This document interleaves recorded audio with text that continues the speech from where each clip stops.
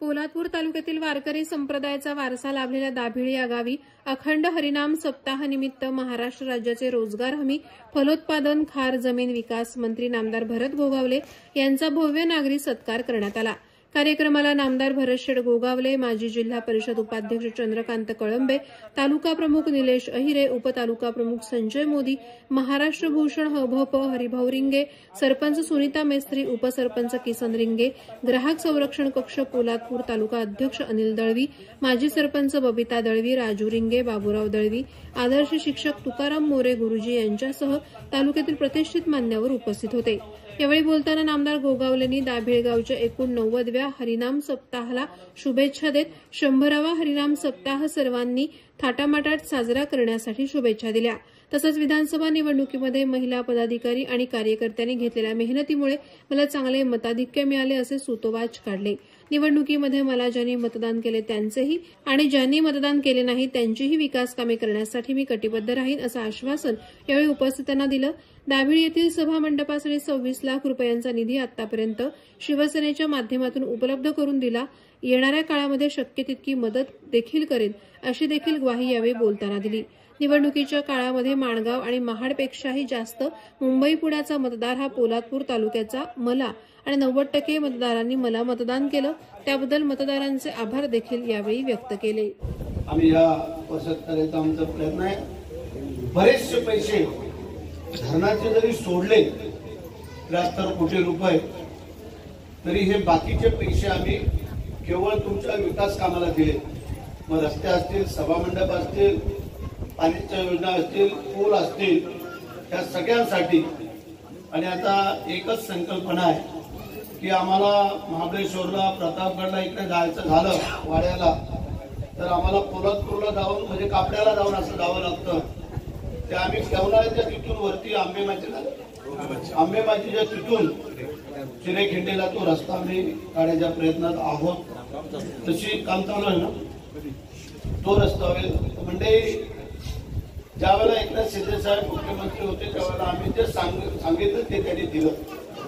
एकी गाव, एकी वाडे, एकी वस्ती रस्त्यापासून वंचित नाही ही आमची संकल्पना होती, ते आम्ही पूर्ण करतोय। तानाजी मालूंनी विकतात केलं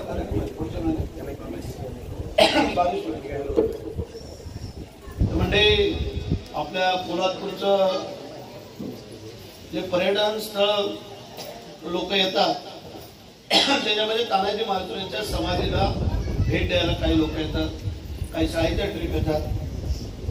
तिथं आम्ही जरा वेगळं पण काय करतो ते करतोय की जेणेकरून कुडपण पासून आपल्याला पुढे जायचंय। कुडपण मधून कुमट्याला आम्ही रस्ता एक तयार करतोय। जर कधी दरड आली, काय आली, रस्ता घाट बंद होतो आणि पर्यटक लोकांनी तिकडून येऊन कुडपणला उतरून तिथलं सौंदर्य पाहून त्याने इथं यावं, इथून मग रायगडला यावं किंवा शिवतरगडाला जावं। तर अशा काही संकल्पना आहेत। आता आम्हाला जे काही मंत्रिपद दिलेलं, जे काही खातं दिलेलं आहे त्या खात्याचा उपयोग ज्यांनी आम्हाला निवडून दिलेले त्यांच्यासाठी पण व्हावा ही आमची संकल्पना आहे। आणि ती जबाबदारी चंद्रकांत असेल, निलेश असेल, ही सगळी मान्यवरती म्हणजे आमचे पदाधिकारी यांच्यावरती आम्ही सोपवतोय। आमचे अधिकारी इथे तुम्हाला कुठं मुंबईला जायला नको, कुठं हॉटेलमध्ये कपडा मारायला नको, माझ्या भगिनींना कुठं धुणी भांडी करायला जायला नको। तुमच्याच शेतामध्ये तुम्हालाच आम्ही रोजगार देतो। रोजगाराचे पैसे आम्ही देणार, जे काय पिकल ते तुम्हाला घ्यायचं आहे। वर्कात जमिनीवरती बांबूची लागवड करा, 7 लाख रुपये आम्ही 2.5 एकरला देतो, 7 लाख रुपये। आणि ते बांबू परत तयार झाल्यानंतर त्याचं उत्पन्न तुम्हीच घ्यायचं आहे, सरकारला काही त्यातलं द्यायचं नाही आहे। आम्ही गोठे बांधून देतो, गुरांचे, बकरीचे शेड करून देतो, कोंबड्यांची शेड बांधून देतो, छोटे छोटे तलाव तुम्हाला शेतीसाठी विहिरी बांधून देतो, फळझाडं लावा त्याला पैसे देतो, फुलझाडं लावा त्याला पैसे देतो। आता बुवा दादरला भाई राजू हे लोक सकाळी बाजार भरतो तेव्हा आम्हाला कळतं।